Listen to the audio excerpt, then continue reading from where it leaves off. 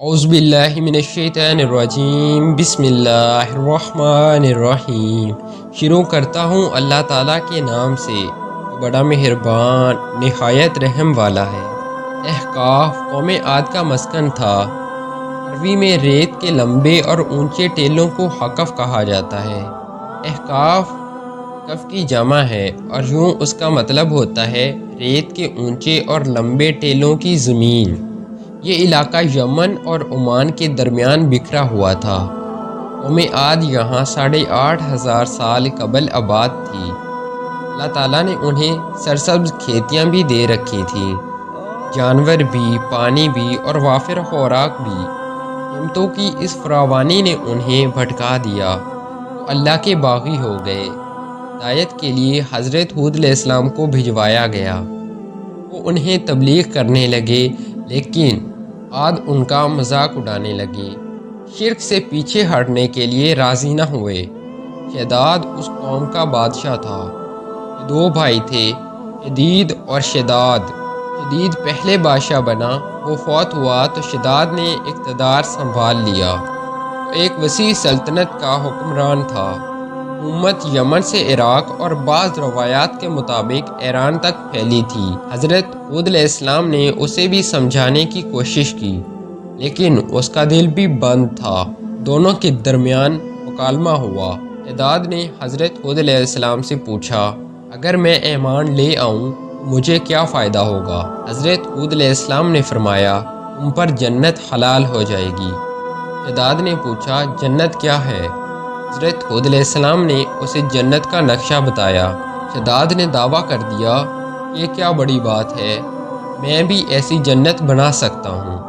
حضرت ہود علیہ السلام نے اسے اس کفر اور اس شرک سے روکنے کی کوشش کی، لیکن وہ باز نہ آیا۔ اس نے سلطنت کے تمام بڑے معمار اکٹھے کیے اور احقاف میں ارم کے مقام پر 20 کوس لمبی اور چوڑی جنت بنوانی شروع کر دی۔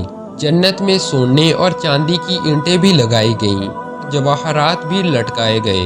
اس نے شہد، دودھ اور پانی کی نہریں بھی رواں کر دیں اور دنیا جہاں کے درخت، پودے اور پھول بھی لگوا دیے۔ قوم عاد بلند ستونوں پر محلات بنانے کی ماہر تھی۔ شداد کی ارم جنت میں یہ فن عروج پر تھا۔ ریت کے ٹیلوں کے درمیان بلند ستون تھے اور ان ستونوں پر سونے اور چاندی کی عمارتیں کھڑی تھیں۔ شداد نے فیصلہ کیا تھا وہ جنت کی تکمیل کے بعد اس میں قدم رکھے گا۔ معماروں نے جب اسے جنت کی تکمیل کی اطلاع دے دی تو وہ تیار ہوا، اپنی فوج لی اور جنت کی انسپیکشن کے لیے نکل کھڑا ہوا۔ وہ جنت کے دروازے پر پہنچا، گھوڑے سے نیچے اترنے لگا۔ ابھی اس کا ایک پاؤں زمین اور دوسرا گھوڑے کی رکاب پر تھا کہ ملک الموت آ گیا۔ شداد نے اس سے صرف جنت میں قدم رکھنے کی مہلت مانگی، لیکن فرشتے کا جواب تھا، اللہ تعالیٰ کا حکم ہے میں تمہیں تمہاری جنت میں قدم نہ رکھنے دوں۔ وہ بہت گڑ گڑایا، لیکن ملک الموت نے اس کی جان قبض کر لی۔ وہ زمین پر دوسرا قدم نہ رکھ سکا۔ شداد کی موت کے بعد حضرت جبرائیل امین علیہ السلام نے چیخ ماری اور شداد کی پوری جنت زمین میں دھنس کر غائب ہو گئی۔ شداد کا انجام قوم عاد کے لیے کافی تھا، لیکن جب انسان کی عقل پر غرور کا پردہ پڑتا ہے، شداد ہو یا شدید، اسے کسی کا انجام دکھائی نہیں دیتا۔ حضرت ہود علیہ السلام قوم کو شداد کا انجام بتا بتا کر ڈراتے رہے، لیکن عاد نہ مانے، یہاں تک کہ وہ مایوس ہو گئے۔ اللہ تعالیٰ نے انہیں ساتھیوں کے ساتھ علاقے سے نکلنے کا حکم دے دیا اور وہ قوم کو آخری بار سمجھا کر احقاف سے نکل گئے۔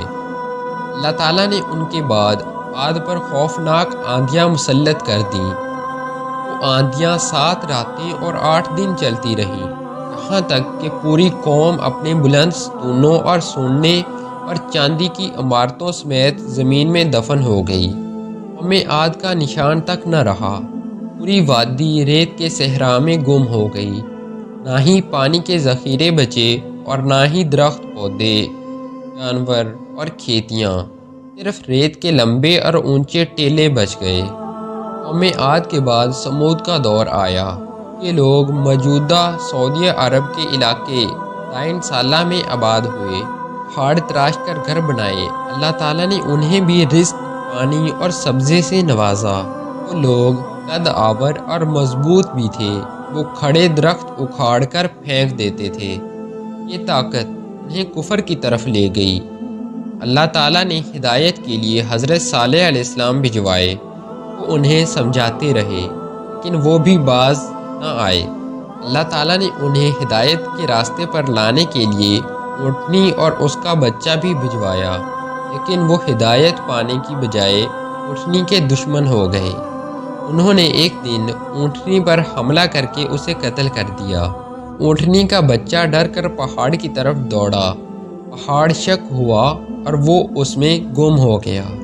یہ واقعہ قوم سمود کی تباہی کا باعث بنا۔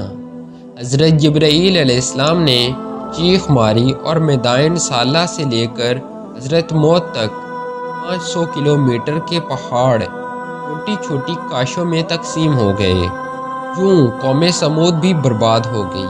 حضرت صالح علیہ السلام قوم کی تباہی کے بعد حضرت ہود علیہ السلام کے علاقے احقاف میں آ گئے، پہاڑوں میں آباد ہوئے، انتقال فرمایا اور پہاڑ کی چوٹی پر مدفون ہوئے۔ احقاف کا یہ علاقہ اس وقت عمان میں موجود ہے۔ قوم عاد اور قوم سمود باقی ماندہ لوگ، دونوں کے لوگ سلالہ شہر کے مضافات میں آباد تھے۔ حضرت ہود علیہ السلام اور حضرت صالح علیہ السلام کے مزارات بھی سلالہ میں واقع ہیں۔ ناسا کو 1992 میں عمان کی صحرا میں 13 میٹر نیچے ایک شہر دکھائی دیا۔ یہ ایک حیران کن دریافت تھی۔ اس پر کام شروع ہوا اور شہر کا سرا مل گیا، لیکن شہر کھودا نہ جا سکا۔ وجہ گندک تھی۔ وہ شہر پورے کا پورا گندک کے جوہڑ میں غرق تھا۔ آرکیالوجسٹس نے پائپ لگا کر پانی نکالنے کی کوشش کی، لیکن یہ آسان کام نہیں تھا۔ چنانچہ یہ لوگ 25 سال گزرنے کے باوجود ریت میں گم شہر کی صرف ایک چٹان کھود سکے۔